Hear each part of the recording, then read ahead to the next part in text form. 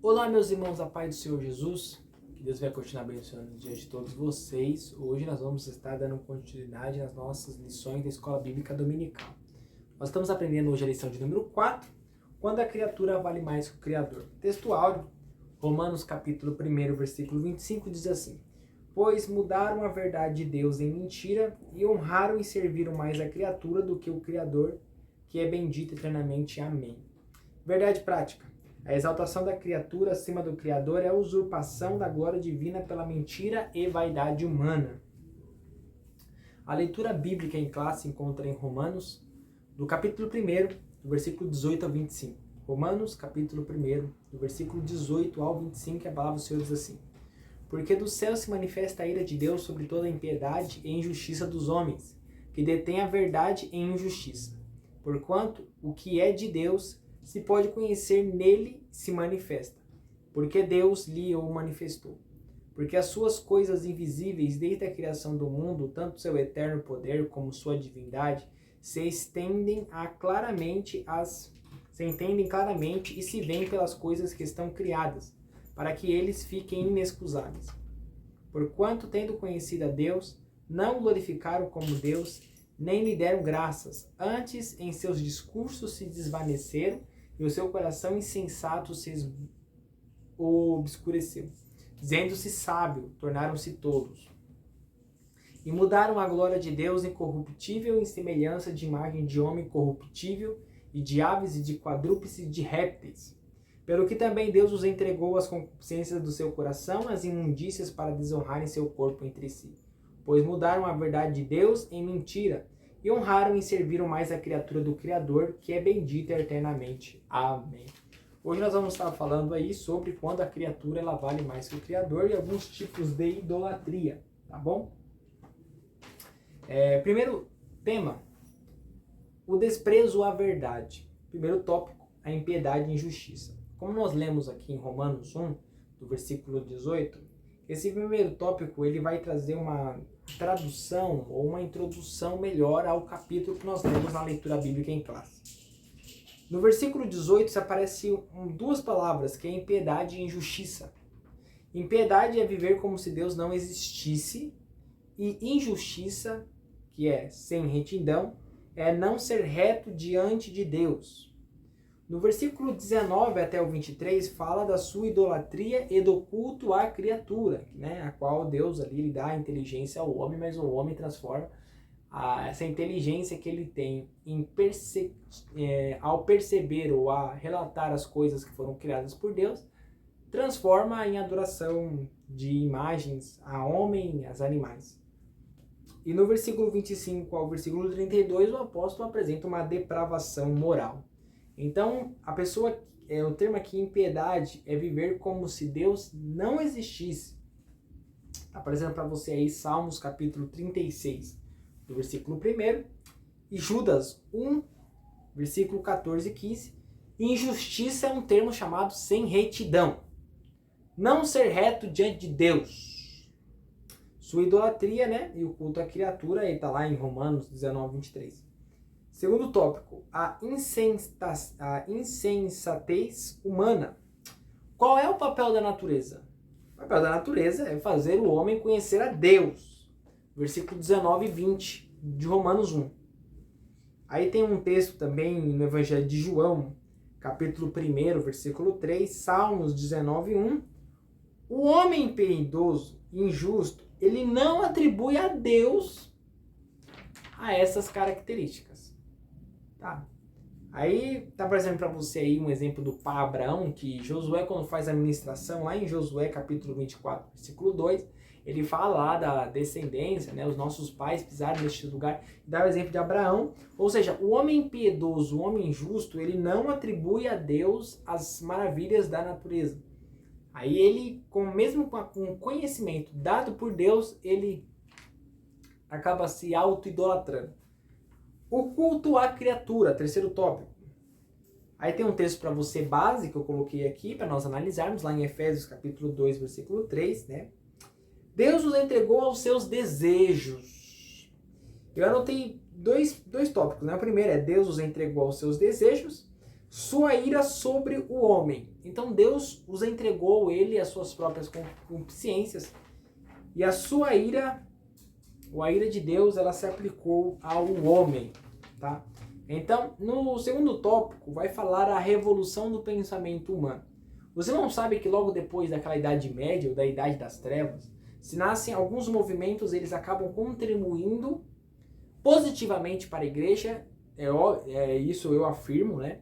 Mas também acaba criando negativamente no termo de se relacionar com Deus. Porque esses movimentos, eles acabaram atraindo algumas questões que até hoje nós sofremos influência. Primeiro é o Renascimento. O ponto positivo, né, nos auxiliou na Reforma Protestante.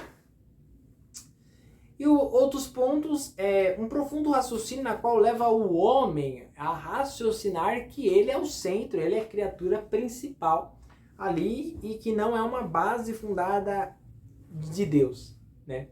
E dentro do Renascimento, ou do Renascentismo, também nasceu ali outro movimento, né? O Renascimento nasceu no século XIV, pouco mais adiante nasceu o Humanismo, que esse humanismo ele prega que a criatura é a base para todas as coisas. E nós sabemos que não funciona bem assim, né? Nós somos, na verdade, eles defendem que a criatura não seria nem mais a base, né? Mas ela já não seria nem mais uma criatura, que o homem nem era mais uma criatura. Mas nós sabemos que Deus, quando fez todas as coisas, o homem foi o último a ser criado, Deus deu domínio para o homem para que cuidasse sobre a terra e dominasse, né? Deus deu ordem para que o homem cuidasse sobre a terra e domasse ela, mas Deus ainda tem o controle principal. E também temos o Iluminismo. No Iluminismo e o pós-modernismo, o homem é o dono do seu destino e nós vemos que pelo homem ser o dono também do seu próprio destino, eu vou aproveitar aqui e ler uma frase aqui na revista, nesse tópico. Deixa eu ver se eu acho aqui. A insensatez humana, humanismo. Na busca do bem-estar humano, tudo se torna válido, tais como uso das pessoas, abuso do corpo e depravação do consumismo desenfreado. O que ele está mostrando aí é que esse movimento aqui, né, o iluminismo, o pós-modernismo, a base dele é dizer que o homem ele pode gastar tudo, né? E para suprir essa necessidade e essa falta, o homem deve se compadecer-se aí ele dá uns exemplos, o uso excessivo do corpo, a autodepravação do próprio corpo, consumismo exagerado. E para nós terminarmos nosso terceiro tópico, nós temos aqui 3 tipos de idolatria que nós vamos apresentar. Primeiro é a idolatria à autoimagem, né? O homem se autopromover.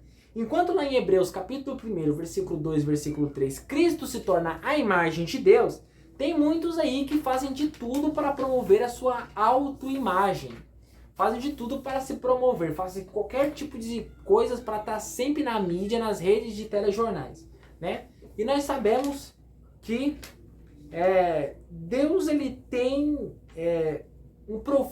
nós sabemos, meus amados irmãos, que Deus ele não se deixa escarnecer. E a palavra dele proíbe e condena qualquer tipo de idolatria, mas essas pessoas, elas se fazem de tudo para se tornarem famosas e fazem de tudo para permanecer na mídia, né? Desde acabar com relacionamentos, fazerem coisas com o seu próprio corpo, assumirem ideologias, defenderem depoimentos, tentarem participar de reality, tudo. Eles fazem de tudo para tentar se autopromover.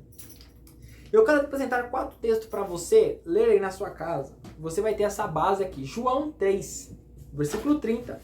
Jó capítulo 7, versículo 17.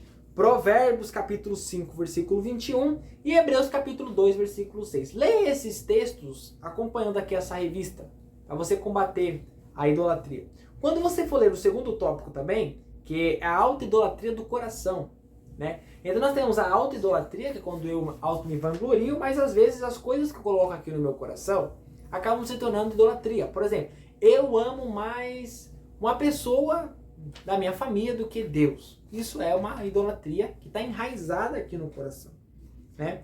Porque a Bíblia fala que do coração vêm as emoções e as vontades, Romanos 9, 22. E tem 2 textos aí, Jeremias 17, 9, ídolos de coração, são os ídolos do coração. E o que a Bíblia fala? Lá em Salmo 119, versículo 11, a tua palavra escondi no meu coração para que eu não pecasse contra ti. Então tem aquela pessoa, então essa idolatria no coração, eu tenho que tirar isso do meu coração. Às vezes tem pessoas que amam mais o parente do que a Deus, amam mais a empresa que ela dirige do que a Deus, amam mais o seu cargo, ou o seu salário, ou os seus bens do que a Deus. Isso também é uma auto-idolatria, né? E tem também a idolatria sexual, né? Que é o culto ao corpo, né? E a Bíblia condena isso lá em Gênesis capítulo 5, versículo 16, aí fala de imoralidade, libertinagem, abuso da verdade, desconstrução moral do caráter humano. Isso nós devemos combater. Amém, meus amados? Espero que tenha sido de um ótimo uso aí, que os irmãos possam usufruir bastante dos textos, né? O objetivo é sempre trazer uns comentários para que você possa analisar comparando com a sua revista. Que Deus vai continuar abençoando o dia de todos vocês. Uma ótima escola bíblica dominical. Deus abençoe.